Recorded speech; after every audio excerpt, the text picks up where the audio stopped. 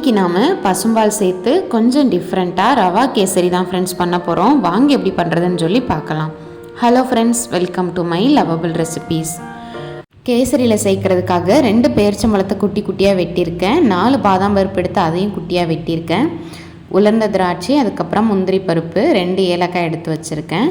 இப்போது அடுப்பில் கடாய் வச்சுட்டு 1 ஸ்பூன் நெய் சேர்த்துக்கலாம். நெய் நல்லா உருகி வரணும். பாருங்கள் ஃப்ரெண்ட்ஸ், நல்லா உருகிருச்சு. இப்போ முந்திரி பருப்பையும் பாதாம் பருப்பையும் ஃபஸ்ட்டு உள்ளே சேர்த்துட்டு 1 நிமிஷத்துக்கு அடுப்பை மீடியம் ஃப்ளேம்லேயே வச்சு நல்லா வறுத்து விட்டுக்கிடலாம். 1 நிமிஷத்துக்கு அப்புறமா நம்ம உலர்ந்த திராட்சை சேர்த்துக்கிடலாம். இப்போ திராட்சை நல்லா உப்பி நம்ம சேர்த்த முந்திரியும் பாதாமும் நல்லா வறுப்பட்டு ப்ரௌன் கலரில் வரணும். பாருங்கள் ஃப்ரெண்ட்ஸ், இந்தளவுக்கு ப்ரௌன் கலருக்கு வந்ததுக்கப்புறமா இதை நான் நெய்யிலேருந்து நல்லா வடிச்சிட்டு இன்னொரு பிளேட்டுக்கு மாற்றிக்கிறேன்.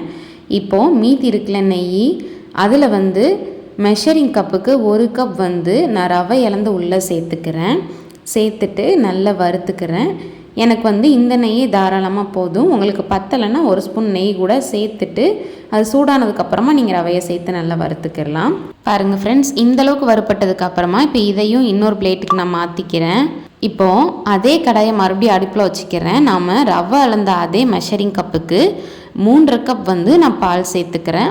நான் இன்றைக்கி காய்ச்சி ஆற வச்ச பசும்பால் சேர்த்துருக்கேன். நீங்கள் பாதி பால் பாதி தண்ணி அப்படி சேர்த்துக்கிடலாம். அப்படி இல்லாட்டி ஃபுல்லாகவே கூட தண்ணியில் செய்யலாம். இப்போ இந்த பால் நல்லா சூடாகணும்.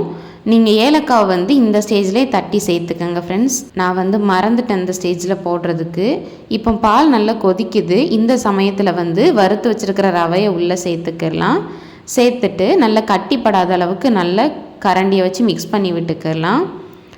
பாருங்கள், ரவை ஓரளவுக்கு நல்லா வெந்து வந்துருச்சு. போட்ட உடனே வெந்துடும் ஃப்ரெண்ட்ஸ். ஒரு 10 செகண்ட்லேருந்து 20 செகண்ட்குள்ளேயே நல்லா வெந்து உப்பிடும். பாருங்கள், இந்தளவுக்கு நல்லா வந்ததுக்கப்புறமா இதில் மெஷரிங் கப்புக்கு 3/4 கப் நான் சர்க்கரை சேர்த்துக்கிறேன். நீங்கள் இனிப்பு தாராளமாக சேர்ப்பீங்கன்னா 1 கப் கூட சேர்த்துக்கலாம். ஒரு 1/4 ஸ்பூனுக்கும் கம்மியாக ஃபுட் கலரை கொஞ்சமாக வெந்நீரில் நல்லா சேர்த்து மிக்ஸ் பண்ணி அதையும் உள்ளே சேர்த்துக்கிறேன். சேர்த்துட்டு நல்லா கலந்துக்கிறேன். சீனி இலகுறதுனால நான் சீனி கூட ஃபுட் கலர் சேர்த்து நல்லா மிக்ஸ் பண்ணிக்கிட்டேன். பாருங்கள், அப்போ தான் ஃபுட் கலர் எல்லா பக்கத்துலேயுமே ஈவனாக ஸ்ப்ரெட் ஆகும். அந்த சீனி பகுமே இல்லாமல் ரவை நல்லா வெந்துருச்சு. இப்போ நல்லா நான் இதை மிக்ஸ் பண்ணியும் எடுத்துக்கிட்டேன். இது கூட இப்போ நான் இடித்த ஏலக்காவை சேர்த்துக்கிறேன். வறுத்த நட்ஸையும் டேட்ஸையும் உள்ளே சேர்த்துக்கிறேன். 1 ஸ்பூன் நெய் சேர்த்துக்கிறேன். சேர்த்துட்டு இது எல்லாமே கேசரியோட எல்லா பக்கமும் படுற மாதிரி நல்லா ஈவனாக மிக்ஸ் பண்ணி விட்டுக்கிறேன். இங்கே பாருங்கள் ஃப்ரெண்ட்ஸ், நான் முடிஞ்ச அளவுக்கு இதை நல்லா மிக்ஸ் பண்ணிக்கிட்டேன். அவ்வளோதான், நம்மளோட சாஃப்டான கலர்ஃபுல்லான கேசரி ரொம்ப சூப்பராக சுவையாக தயாராகிருச்சு. இதை நம்ம பால் சேர்த்து செஞ்சுருக்கிறதுனால இதோட டேஸ்ட் நல்லா எக்ஸ்ட்ராவாக இருக்கும். அதே சமயம் நம்மளோட கேசரி ரொம்ப சாஃப்டாக இருக்கும். கட்டாயம் ஒரு தடவை இதே மாதிரி ட்ரை பண்ணி செஞ்சு கொடுங்க ஃப்ரெண்ட்ஸ். வீட்டில் இருக்கிற எல்லாருமே கேட்டு வாங்கி சாப்பிடுவாங்க. குழந்தைங்களாம் எக்ஸ்ட்ராவாக சாப்பிடுவாங்க.